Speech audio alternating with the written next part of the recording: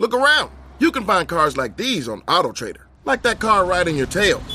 Or if you're tailgating right now, all those cars doubling as kitchens and living rooms are on AutoTrader too. Are you working out and listening to this ad at the same time?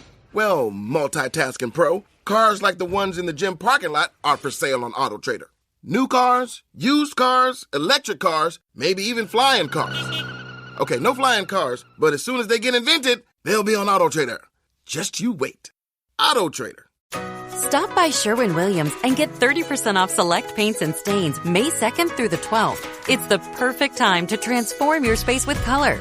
Refresh your home inside and out with colors that make every space feel brand new. From cozy interiors to stunning exteriors, we've got the perfect shade for your next project. Shop the sale online or visit your neighborhood Sherwin-Williams store. Click the banner to learn more. Retail sales only. Some exclusions apply. See store for details. From the Fifth Quarter Studio in Madison, Wisconsin, you're listening to High School Hoops with your hosts, Steve Collins and Jake Stager.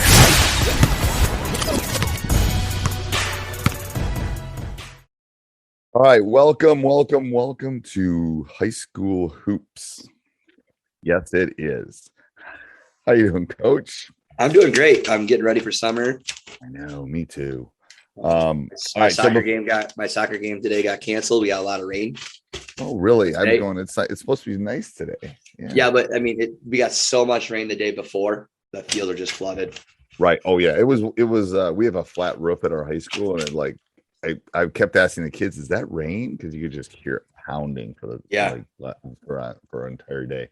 All right. So before we jump in, I'd like to give a big shout out to our two sponsors. First of all, Dr. Dish, the number one shooting machine on the market. We own 3 of them. And that's probably the best thing I can say. Mention High School Hoops, Coach Unplugged, Coach Collins, me, whatever, Coach Dager, whatever, something, and you'll get $400 off. They'll take really, really good care of you. I can promise you that. Also, go over and check out teachhoops.com for coaches who want to get better. We are putting new material up all the time. I'm taking a lot of input from my Teach Hoops members and kind of stuff that they want. Got some great courses coming up. You want to jump in because inflation's killing me. So Killing everybody, man. I might have to increase the prices. So make sure you come over and join. But anyway, yeah. So and what I'm doing now is I started a new course, which is basically new material because I have so much new material popping in. So every day, I think at some point I'm going to do it 365 every day. I'm going to put something new in a video, blah, blah, blah. But it's a lot of stuff. So yeah, speaking of videos, I'm going to continue to do some of those YouTube videos. I talked to Steve before this, and it seems like people are really liking it. So as long as you're liking it and you're using it, I'll keep doing it, as long as it has purpose and you're learning from it. And I think one thing that Steve and I, when we're off as teachers, we'll have time to really connect with you guys over the summer and see what you guys want. We kind of have a layout for the summer, but really then when the course of the season comes, we can really build on topics that you want. So continue to connect with us and we can continue to build things that would best suit you guys and girls out there about basketball coaches. So Coach, what's our topic today? Normally you throw that on me. I know I do. I was like, you're Try to change it up, right? We need a little. Those are you were watching. This is my coffee mug from last night. This one's got Bailey's in it. So and we're filming this. We're doing this one early morning. So I want to go over to this one that doesn't have any Bailey's in. Yeah, your Mickey cup. My Mickey cup that I can't. All right. So today we're going to talk about high school coaching, being a high school coach, specifically in May. In the month of May. In the month of May. So what am I doing? What are you doing? What would you think? Because it's high school hoops. It kind of makes sense. And the interesting thing is we've done this for 2.5 years, 3 years. We obviously there's going to be some repeat rinse, but we want to give it in a different mode. And like Coach was saying, we're gonna try to break up the next 3 or 4 months, and we're gonna do a day, or we're gonna do a week on coaching in that specific month. We're going to do a day podcast in mental health. We're going to do one on the individual player, and then we're going to talk about the team. So we're trying to break it up in development in the off season. Yeah, in the off season. So how we can develop. But anyway, so today we're talking about just like me as a coach. So I can tell you, I can tell you what this is always, there's like a lull and then there's a stress again. I can kind of feel it in my voice. But the spring break, season's over, banquet's done. You kind of take this deep breath. The kids go off and play summer or spring AAU in April. They're not really around. They see you, blah, blah, blah. But May, it starts revving up again. And I was talking to you about this, about, where we're going to play, how we're going to do it. And I really try to limit it to like 3 or 4 weeks in the summer in June, because, July is busy for my guys on the AAU circuit. And then August is football, family, get ready for school time. I think that's important. I mean, we do skill development stuff in that, but so for me, it's about figuring out camp, figuring out when I'm gonna what gym, because our school's going under construction. So what gym can I get? How can I get it? Can I find time for skill development? Can I find time for bonding? Can I find time for playing? All of those kind of things. We get some contact days in Wisconsin. How can I use those contact days? How can I, all that I think is important. So it's kind of a mapping out. May is a mapping out. So that's the first thing. And then the second thing in May is really kind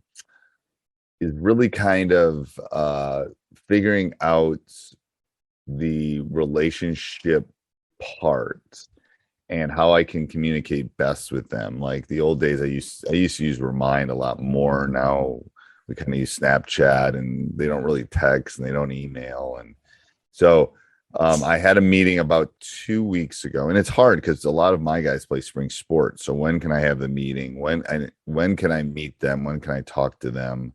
So it's kind of that juggling act of all of those things that I think is a little bit more difficult. But I think it's important. I definitely think it's important to kind of to keep. I don't like going more than a couple weeks and not having a gathering, a team meeting to just talk. Okay, what are you doing in May? What's your AU schedule look like? How are we moving forward? All that kind of stuff. Right. I think that's what my May looks like. I'd really be like opening fishings in 2 weeks. I'd really be fishing. I agree. Youth camp stuff, that's really you as a head coach. You're looking at what you can do to obviously develop the next group of kids coming up in the program. You talk about relationship building, I think mapping out, but also mapping out your needs for next year's team. So right.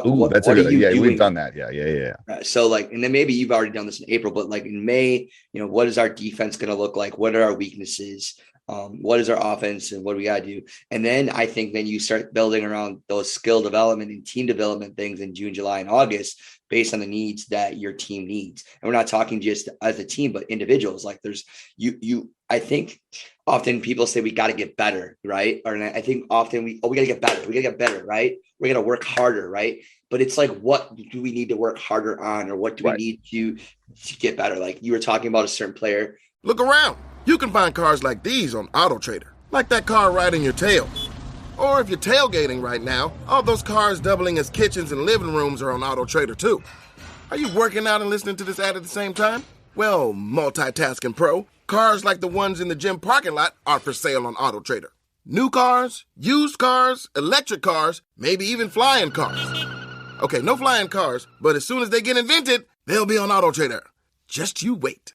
AutoTrader. And you're talking about how this player is a great shooter, but he needs to learn how to attack the rim better, right? Right. And so obviously that skill development for that player, like you start looking at individuals, not only as a relationship, but as a basketball player and what you can do to make yourself a best team. So I think it's really about mapping out, but then looking at your needs and how you can develop those needs through skill development, whether as a team and as an individual, whether it's the relationship building and the skill development of that player as well. I think what was hard for me last season is I didn't know them. Like I knew, I got to know them a little bit last summer, because we weren't even in person until like April last year. Remember? Both of us were, yeah. Yeah, so I had some stuff, open gyms and stuff, but we didn't really play in the summer anyway. So I was talking to a couple of my assistants because before we came on, we, like you said, we were talking about some offensive stuff and what we're going to do and kind of, and how we're going to tweak it and all this kind of stuff. But I know my pieces better now. I'll be surprised by a couple pieces, but I kind of like, I'm not going to name names, but you know, some of my players, I know their pieces. I know what their superpower is. I know what their kryptonite is. So, right. But like, I think you keep putting on this point is like, if you take the time to map it out and have good conversations with other coaches, then what you do in the summer is meaningful. It's like just good practice as teaching. And I think often we think, oh, we got to get better. All right. Then you need to take the time to sit down and really hone on each of the players and hone on as what you are as a team. I don't know. Do you look at, my other question is, do you ever look at statistics from the previous team and think, okay, these are areas that we need to improve on? Like, how much analytics do you look at, or you don't look at any analytics? I do look at analytics, but I've looked at, I know you're a stat guy, and that's always, I think I'm looking at them all season. So I kind of, that goes into the subcategory of this kid can't shoot a 3 to save his life.